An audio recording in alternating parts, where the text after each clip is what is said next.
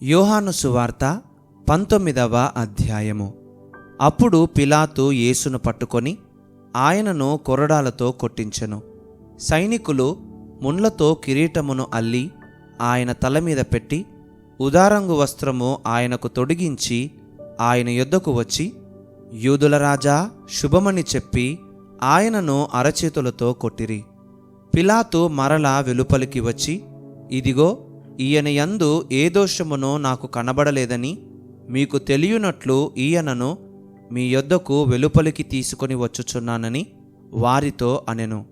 ఆ ముండ్ల కిరీటమును ఉదారంగు వస్త్రమును ధరించిన వాడై యేసు వెలుపలికి రాగా, పిలాతు, ఇదిగో ఈ మనుష్యుడు అని వారితో చెప్పెను. ప్రధాన యాజకులను బంట్రౌతులను ఆయనను చూచి, సిలువ వెయ్యుము, సిలువ వెయ్యుము అని కేకలు వెయ్యగా, పిలాతు, ఆయన యందు ఏ దోషమునో నాకు కనబడలేదు గనుక మీరే ఆయనను తీసుకొని పోయి సిలువ వెయ్యుడని వారితో చెప్పెను. అందుకు యూదులు, మాకొక నియమము కలదు, తాను దేవుని కుమారుడనని ఇతడు చెప్పుకొనెను గనక ఆ నియమము చొప్పున ఇతడు చావవలనని అతనితో చెప్పిరి. పిలాతు ఆ మాట విని మరి ఎక్కువగా భయపడి తిరిగి అధికార మందిరములో ప్రవేశించి, నీవెక్కడి నుండి వచ్చితివని యేసును అడిగెను. అయితే యేసు అతనికి ఏ ఉత్తరమో ఇయ్యలేదు. గనుక పిలాతు, నాతో మాట్లాడవా? నిన్ను విడుదల చేయుటకు నాకు అధికారము కలదనియు నిన్ను సిలువ వేయుటకు నాకు అధికారము కలదనియు నీవెరుగవా అని ఆయనతో అనెను. అందుకు యేసు, పైనుండి నీకు ఇయ్యబడి ఉంటేనే తప్ప నా మీద నీకు ఏ అధికారమునో ఉండదు. అందుచేత నన్ను నీకు అప్పగించిన వానికి ఎక్కువ పాపము కలదనెను. ఈ మాటను బట్టి పిలాతు ఆయనను విడుదల చేయుటకు యత్నము చేసెను గాని యూదులు, నీవు ఇతని విడుదల చేసితివా? కైసరునకు స్నేహితుడవు కావు. తాను రాజునని చెప్పుకొను ప్రతివాడును కైసరునకు విరోధముగా మాటలాడుచున్నవాడే అని కేకలు వేసిరి. పిలాతు ఈ మాటలు విని యేసును బయటికి తీసుకొని వచ్చి రాళ్ళు పరచిన స్థలమందు న్యాయపీఠము మీద కూర్చుండెను. హెబ్రీ భాషలో ఆ స్థలమునకు గబ్బతా అని పేరు. ఆ దినము పస్కాను సిద్ధపరచు దినము. అప్పుడు ఉదయము 6 గంటలు కావచ్చెను. అతడు, ఇదిగో మీ రాజు అని యూదులతో చెప్పగా, అందుకు వారు, ఇతనిని సంహరించుము, సంహరించుము, సిలువ వేయుము అని కేకలు వేసిరి. పిలాతు, మీ రాజును సిలువ వేయుదునా అని వారిని అడుగగా, ప్రధాన యాజకులు, కైసరు తప్ప మాకు వేరొక రాజు లేడనిరి. అప్పుడు సిలువ వేయబడుటకై అతడాయనను వారికి అప్పగించెను. వారు యేసును తీసుకొని పోయిరి. ఆయన తన సిలువ మోసికొని కపాల స్థలమును చోటికి వెళ్ళెను. హెబ్రీ భాషలో దానికి గొల్గొతా అని పేరు. అక్కడ ఈ వైపున ఒకనిని ఆ వైపున ఒకనిని మధ్యను యేసును ఉంచి ఆయనతో కూడా ఇద్దరిని సిలువ వేసిరి. మరియు పిలాతు యూదుల రాజైన నజరేయుడగు యేసు అను పైవిలాసము వ్రాయించి సిలువ మీద పెట్టించెను. యేసు సిలువ వేయబడిన స్థలము పట్టణమునకు సమీపమయ్యుండెను. అది హెబ్రీ, గ్రీకు, రోమా భాషలలో వ్రాయబడెను గనక యూదులలో అనేకులు దానిని చదివిరి. నేను యూదుల రాజునని వాడు చెప్పినట్టు వ్రాయము గాని యూదుల రాజు అని వ్రాయవద్దని యూదుల ప్రధాన యాజకులు పిలాతుతో చెప్పగా, పిలాతు, నేను వ్రాసినదేమో వ్రాసితిననెను. సైనికులు యేసును సిలువ వేసిన తరువాత ఆయన వస్త్రములు తీసుకొని ఒక్కొక్క సైనికునికి ఒక్కొక్క భాగము వచ్చునట్లు వాటిని 4 భాగములు చేసిరి. ఆయన అంగీని కూడా తీసుకొని ఆ అంగీ కుట్టులేక పైనుండి యావత్తు నేయబడినది గనుక వారు దానిని చింపక అది ఎవనికి వచ్చునో అని దానికోసరము చీట్లు వేయుదమని ఒకరితో ఒకరు చెప్పుకొనిరి. వారు నా వస్త్రములను తమలో పంచుకొని నా అంగీ కోసరము చీట్లు వేసిరి అను లేఖనము నెరవేరునట్లు ఇది జరిగెను. ఇందుకే సైనికులు ఈలాగు చేసిరి. ఆయన తల్లియు ఆయన తల్లి సహోదరియు క్లోపా భార్య అయిన మరియయు మగ్దలేని మరియయు యేసు శిలువ యొద్ద నిలుచుండిరి. యేసు తన తల్లియు తాను ప్రేమించిన శిష్యుడును దగ్గర నిలుచుండుట చూచి, అమ్మా, ఇదిగో నీ కుమారుడు అని తన తల్లితో చెప్పెను. తరువాత శిష్యుని చూచి, ఇదిగో నీ తల్లి అని చెప్పెను. ఆ గడియ నుండి ఆ శిష్యుడు ఆమెను తన ఇంట చేర్చుకొనెను. అటు తరువాత సమస్తమును అప్పటికి సమాప్తమైనదని యేసు ఎరిగి, లేఖనము నెరవేరునట్లు నేను దప్పిగొనుచున్నానెను. చిరకతో నిండియున్న ఒక పాత్ర అక్కడ పెట్టియుండెను గనుక వారు ఒక స్పంజి చిరకతో నింపి హిస్సోపు పుడకకు తగిలించి ఆయన నోటికి అందించిరి. యేసు ఆ చిరక పుచ్చుకొని సమాప్తమైనదని చెప్పి తల వంచి ఆత్మను అప్పగించెను. ఆ దినము సిద్ధపరచు దినము, మరుసటి విశ్రాంతి దినము మహాదినము గనుక ఆ దేహములు విశ్రాంతి దినమున శిలువ మీద ఉండకుండునట్లు వారి కాళ్ళు విరగగొట్టించి వారిని తీసివేయించుమని యూదులు పిలాతును అడిగిరి. కాబట్టి సైనికులు వచ్చి ఆయనతో కూడా సిలువ వేయబడిన మొదటివాని కాళ్లను రెండవ వాని కాళ్లను విరగగొట్టిరి. వారు యేసునొద్దకు వచ్చి అంతకుముందే ఆయన మృతి పొందియుండుట చూచి ఆయన కాళ్ళు విరగగొట్టలేదు గాని సైనికులలో ఒకడు ఈటతో ఆయన ప్రక్కను పొడిచెను. వెంటనే రక్తమును నీళ్లును కారెను. ఇది చూచినవాడు సాక్ష్యమిచ్చుచున్నాడు. అతని సాక్ష్యము సత్యమే. మీరు నమ్మునట్లు అతడు సత్యము చెప్పుచున్నాడని ఆయన ఎరుగును. అతని ఎముకలలో ఒకటైనను విరవబడదు అను లేఖనము నెరవేరునట్లు ఇవి జరిగెను. మరియు తాము పొడిచిన వాని తట్టు చూతురు అని మరి ఒక లేఖనము చెప్పుచున్నది. అటు తరువాత యూదుల భయము వలన రహస్యముగా యేసు శిష్యుడైన అరిమతయ్య యోసేపు తాను యేసు దేహమును తీసుకొని పోవుటకు పిలాతునొద్ద సెలవడిగెను. పిలాతు సెలవిచ్చెను గనుక అతడు వచ్చి యేసు దేహమును తీసుకొని పోయెను. మొదట రాత్రివేళ ఆయన యొద్దకు వచ్చిన నీకోదేము కూడా బోళముతో కలిపిన అగరు రమారమి 150 సేరల ఎత్తు తెచ్చెను. అంతటా వారు యేసు దేహమును ఎత్తుకొని వచ్చి యూదులు పాతిపెట్టు మర్యాద చొప్పున ఆ సుగంధ ద్రవ్యములు దానికి పూసి నారబట్టలు చుట్టిరి. ఆయనను సిలువ వేసిన స్థలములో ఒక తోటయుండెను. ఆ తోటలో ఎవడునూ ఎప్పుడునూ ఉంచబడని క్రొత్త సమాధి ఒకటి ఉండెను. ఆ సమాధి సమీపములో ఉండెను గనక ఆ దినము యూదులు సిద్ధపరచు దినమైనందున వారు అందులో యేసును పెట్టిరి. యోహాను సువార్త 20వ అధ్యాయము. ఆదివారమున ఇంకను చీకటిగా ఉన్నప్పుడు మగ్దలేనే మరియా పెందలకడ సమాధి యొద్దకు వచ్చి సమాధి మీద ఉండిన రాయి తీయబడియుండుట చూచెను. గనుక ఆమె పరుగెత్తుకొని సీమోను పేతురునొద్దకును యేసు ప్రేమించిన ఆ మరియొక శిష్యుని యొద్దకును వచ్చి ప్రభువును సమాధిలో నుండి ఎత్తుకొని పోయిరి, ఆయనను ఎక్కడ ఉంచిరో ఎరుగమని చెప్పెను. కాబట్టి పేతురును ఆ శిష్యుడును బయలుదేరి సమాధి యొద్దకు వచ్చిరి. వారిద్దరును కూడి పరుగెత్తుచుండగా ఆ శిష్యుడు పేతురు కంటే త్వరగా పరుగెత్తి ముందుగా సమాధి యొద్దకు వచ్చి వంగి నారబట్టలు పడియుండుట చూచెనుగాని అతడు సమాధిలో ప్రవేశింపలేదు. అంతటా సీమోను పేతురు అతని వెంబడి వచ్చి సమాధిలో ప్రవేశించి నారబట్టలు పడియుండుటయు ఆయన తలరుమాలు నారబట్టల యొద్ద ఉండక వేరుగా ఒకచోట చుట్టిపెట్టియుండుటయు చూచెను. అప్పుడు మొదట సమాధి యొద్దకు వచ్చిన ఆ శిష్యుడు లోపలికి పోయి చూచి నమ్మెను. ఆయన మృతులలో నుండి లేచుట అగత్యమను లేఖనము వారింకను గ్రహింపరైరి. అంతటా ఆ శిష్యులు తిరిగి తమ వారి యొద్దకు వెళ్ళిపోయిరి. అయితే మరియా సమాధి బయట నిలిచి ఏడ్చుచుండెను.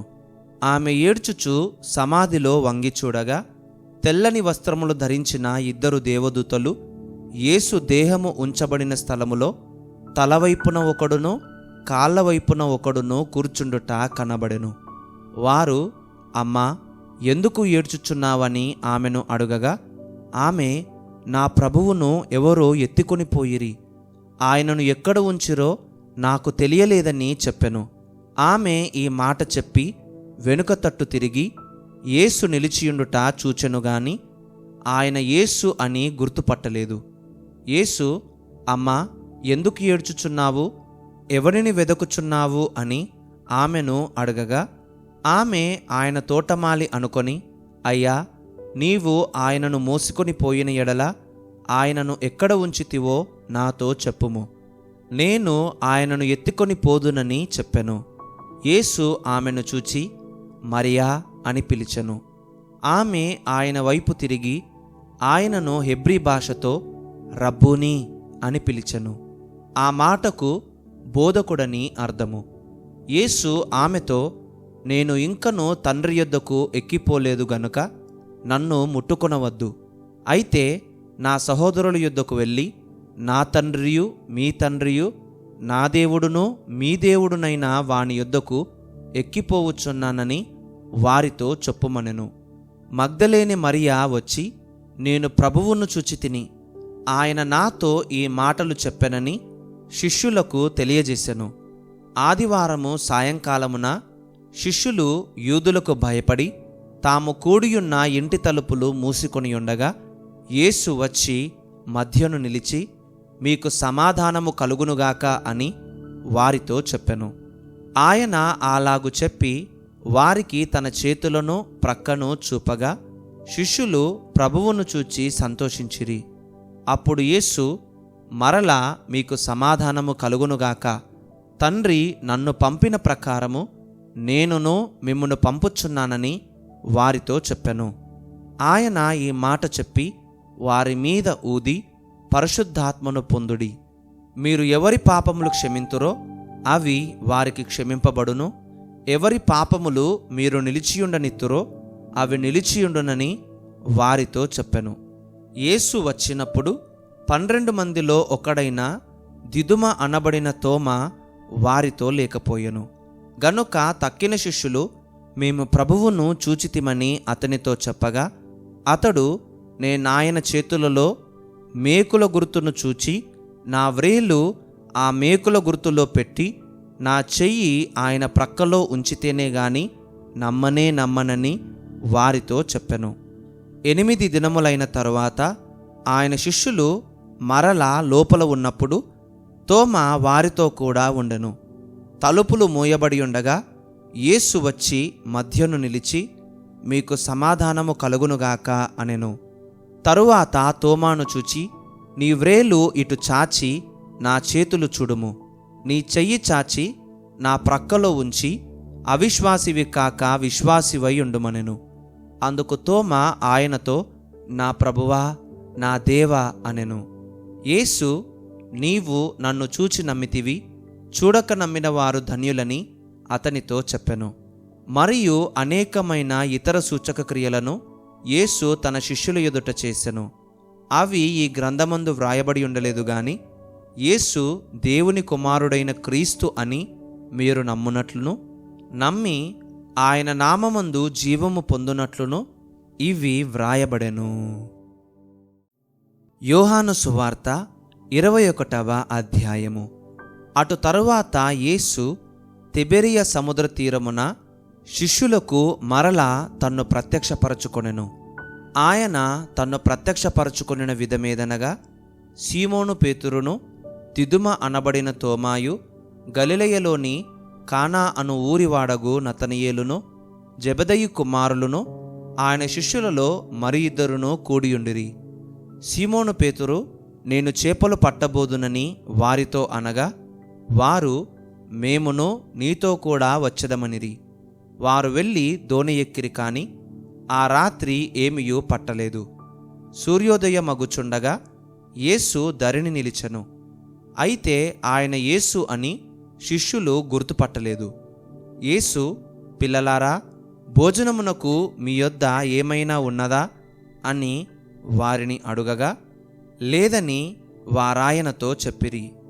అప్పుడాయన, దోణి కుడిప్రక్కను వలవేయుడి, మీకు దొరుకునని చెప్పెను. గనుక వారాలాగు చెయ్యగా చేపలు విస్తారముగా పడినందున వల లాగలేకపోయిరి. కాబట్టి యేసు ప్రేమించిన శిష్యుడు ఆయన ప్రభువు సుమి అని పేతురుతో చెప్పెను. ఆయన ప్రభువని సీమోను పేతురు విని వస్త్రహీనుడయ్యున్నందున పైబట్ట వేసి సముద్రములో దుమికెను. దరి ఇంచుమించు 200 మూరల దూరమున్నందున తక్కిన శిష్యులు చేపలు గల వల లాగుచు ఆ చిన్న దోణిలో వచ్చిరి. వారు దిగి దరికి రాగానే అక్కడ నిప్పులును వాటి మీద ఉంచబడిన చేపలును రొట్టెయు కనబడెను. యేసు, మీరిప్పుడు పట్టిన చేపలలో కొన్ని తీసుకొని రండని వారితో చెప్పగా, సీమోను పేతురు దోణి ఎక్కి వలను దరికి లాగెను. అది 153 గొప్ప చేపలతో నిండియుండెను. చేపలు అంత విస్తారముగా పడినను వల పిగలలేదు. యేసు, రండి భోజనము చేయుడని వారితో అనెను. ఆయన ప్రభువని వారికి తెలిసినందున, నీవెవడవని శిష్యులలో ఎవడునో ఆయనను అడుగా తెగింపలేదు. యేసు వచ్చి ఆ రొట్టెను తీసుకొని వారికి పంచిపెట్టెను. అలాగే చేపలను కూడా పంచిపెట్టెను. యేసు మృతులలో నుండి లేచిన తరువాత శిష్యులకు ప్రత్యక్షమైనది ఇది 3వసారి. వారు భోజనము చేసిన తరువాత యేసు సీమోను పేతురును చూచి, యోహాను కుమారుడవైన సీమోను, వీరికంటే నీవు నన్ను ఎక్కువగా ప్రేమించుచున్నావా అని అడుగగా, అతడు, అవును ప్రభువా, నేను నిన్ను ప్రేమించుచున్నానని నీవే ఎరుగుదువని ఆయనతో చెప్పెను. యేసు, నా గొర్రెపిల్లలను మేపుమని అతనితో చెప్పెను. మరలా ఆయన, యోహాను కుమారుడవైన సీమోను, నన్ను ప్రేమించుచున్నావా అని 2వసారి అతనిని అడుగగా, అతడు, అవును ప్రభువా, నేను నిన్ను ప్రేమించుచున్నానని నీవే ఎరుగుదువని ఆయనతో చెప్పెను. ఆయన, నా గొర్రెలను కాయుమని చెప్పెను. 3వసారి ఆయన, యోహాను కుమారుడవైన సీమోను, నన్ను ప్రేమించుచున్నావా అని అతనిని అడిగెను. నన్ను ప్రేమించుచున్నావా అని 3వసారి తన్ను అడిగినందుకు పేతురు వ్యసనపడి, ప్రభువా, నీవు సమస్తము ఎరిగినవాడవు, నిన్ను ప్రేమించుచున్నానని నీవే ఎరుగుదువని ఆయనతో చెప్పెను. యేసు, నా గొర్రెలను మేపుము. నీవు యవ్వనుడవై ఉండినప్పుడు నీ అంతట నీవే నడుము కట్టుకొని నీకిష్టమైన చోటికి వెళ్ళుచుంటివి. నీవు ముసలివాడవైనప్పుడు నీ చేతులు నీవు చాచుదువు, వేరొకడు నీ నడుము కట్టి నీకిష్టము కాని చోటికి నిన్ను మోసుకొని పోవునని నీతో నిశ్చయముగా చెప్పుచున్నానని అతనితో చెప్పెను. అతడు ఎట్టి మరణము వలన దేవుని మహిమపరచునో దాని సూచించి ఆయన ఈ మాట చెప్పెను. ఇట్లు చెప్పి, నన్ను వెంబడించుమని అతనితో అనెను. పేతురు వెనుకకు తిరిగి యేసు ప్రేమించిన వాడును భోజన పంక్తిని ఆయన రొమ్మున ఆనుకొని, ప్రభువా, నిన్ను అప్పగించువాడెవడని అడిగినవాడునైన శిష్యుడు తమ వెంట వచ్చుట చూచెను. పేతురు అతనిని చూచి, ప్రభువా, ఇతని సంగతి ఏమగునని యేసును అడిగెను. యేసు, నేను వచ్చు వరకు అతడుండుట నాకిష్టమైతే అది నీకేమి, నీవు నన్ను వెంబడించుమనెను. కాబట్టి ఆ శిష్యుడు చావడను మాట సహోదరులలో ప్రచురమాయెను. అయితే చావడని యేసు అతనితో చెప్పలేదు గాని, నేను వచ్చు వరకు అతడుండుట నాకిష్టమైతే అది నీకేమని చెప్పెను.